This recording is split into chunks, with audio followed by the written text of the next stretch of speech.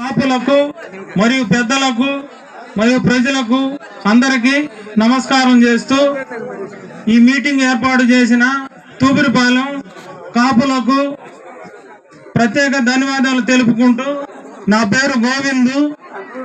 నేను మన మత్స్యకారులకు ఏదో ఒకటి చేయాలని ఒక నిర్ణయంతో 2018 సంవత్సరంలో ఆంధ్రప్రదేశ్ సముద్ర తీర ప్రాంత మత్స్యకార సంఘం అని ఒక సంఘం ఏర్పాటు చేసి కరేడు నుండి మన వైటుకుప్పం గ్రామం వరకు ప్రతి గ్రామానికి పోయి సర్వే చేసి మన సమస్యలు తెలుసుకొని దాన్ని ఆ సమస్యలను ఒక బుక్కుగా ఏర్పాటు చేసి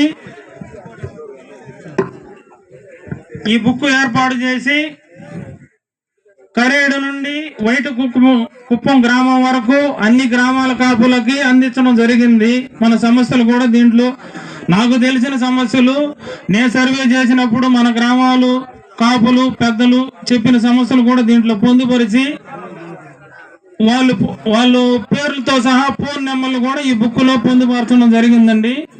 ఇది ఎంతో కొంత మనకు ఉపయోగకరంగా ఉంటుందని నా ఆలోచన. నేను నాయకుడిని అవ్వాలని నాకు ఎప్పుడూ లేదండి. మన మత్స్యకారులకి ఎంతో కొంత ఉపయోగపడాలని ఒక ఉద్దేశంతో ఈ కార్యక్రమం చేశాను. ఈ ఎలక్షన్ లో కూడా 2024 ఎలక్షన్ లో కూడా మన సమస్యలు ప్రభుత్వం వివిధ పార్టీలు నాయకులకి తెలియపరచాలనే ఉద్దేశంతో ఈ కరపత్రం కూడా వేసి మన కరేడ్ నుంచి ఇక్కడ దాకా రాలేదండి. నేను ముత్తుకూరులోనే ఆపేశాను యాత్ర కూడా. అంటే అప్పుడు ఇది ఎలక్షన్ కోడ్ కూడా వచ్చేసింది. ముత్తుకూరు ఈ గుమ్మల దెబ్బ నుంచి ఇటు సైడ్ చేయలేదు. నేను ఆ కరేడ్ నుంచి ముత్తుకూరు దాకా చేశాను యాత్ర, మత్స్యకార యాత్ర అని. మత్స్యకార సమస్యలు పరిష్కారం కావాలని యాత్ర కూడా చేశాను. అందులో మన దేశానికి స్వతంత్రం వచ్చి 77 సంవత్సరాలు గడుస్తున్నా మన మత్స్యకారులు మాత్రం అన్ని రంగాలలో వెనకబడే ఉన్నాం. రిజర్వేషన్ పరంగా BCA కాబట్టి చదువుకునే పిల్లలకు మంచి మార్కులు వచ్చిన రిజర్వేషన్ పుణ్యమా అంటూ ఫ్రీ సీట్లు రావడం లేదు. డబ్బులు ఖర్చు పెట్టి ప్రైవేటు కాలేజీల్లో చదివించిన ఉద్యోగాలు కూడా రిజర్వేషన్ పుణ్యమా అంటూ రావడం లేదు. చదువుకునే పిల్లలకు తల్లిదండ్రులు చదివించాలంటే భయపడి చదువుకునే చిన్న వయసులోనే కులవృత్తి అయిన చేపల వేటకు తీసుకెళ్తూ పూర్తిగా మనం చేపల వేటపై ఆధారపడి జీవిస్తున్నాము. మన రాష్ట్ర ప్రభుత్వాల నిర్లక్ష్యం వల్ల మనం చేపల వేట చేసుకునే ప్రాంతంలో పక్క రాష్ట్రాల బోట్లు ప్రవేశించి మన కళ్ళ ముందే మన మత్స్య సంపదను దోచుకుపోతున్నారు. మనం ఎన్నిసార్లు ప్రభుత్వాల దృష్టికి తీసుకువెళ్ళినా మన రాష్ట్ర బోట్లు మన ప్రాంతంలో వేటాడకుండా చేయడంలో మన రాష్ట్ర ప్రభుత్వాలు పూర్తిగా విఫలమైనాయి.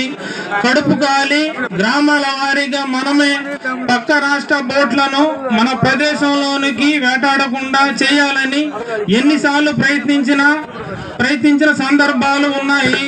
ఈ క్రమంలో ఒక్కసారి విడవలూరు మండలం ఆంజనేయపురం గ్రామానికి సంబంధించి ఫైబర్ బోట్లు తమిళనాడు రాష్ట్ర బోట్లలో ఉన్నవారు బోట్లతో వారి బోటును ఢీకొట్టి మన వారిని బలవంతంగా వారి బోట్లోకి ఎక్కించుకుని తమిళనాడుకి తీసుకుపోయి 3 రోజుల పాటు నిర్బంధించి చిత్రహింసలు పెట్టిన విషయం తెలిసిందే. అప్పుడు కూడా మన రాష్ట్ర ప్రభుత్వాలు శాశ్వత పరిష్కారం చూపకుండా అంతంత మాత్రమే స్పందించి ఆ విషయాన్ని వదిలేసినారు. అప్పటి నుండి పక్క రాష్ట్రాల బోట్లు వచ్చి స్వేచ్ఛగా మన ప్రాంతంలో చేపల వేట చేసుకుంటూ మనం మాత్రం పక్క రాష్ట్ర బోట్లను చూసి భయపడి ఎక్కడ మన బోట్లని వలనని డ్యామేజ్ చేసి మనపై కూడా దాడి చేస్తారో అని ప్రాణాలు గుప్పెట్లో పెట్టుకుని బిక్కుమంటూ చేపల వేట చేసుకునే పరిస్థితులు. పక్క రాష్ట్రాల బోట్లతో ఉపాధి కోల్పోయి ఇబ్బందులు పడుతున్న మత్స్యకారులకు ఇంకో రకంగా ఇబ్బందులు ఎదురవుతున్నాయి.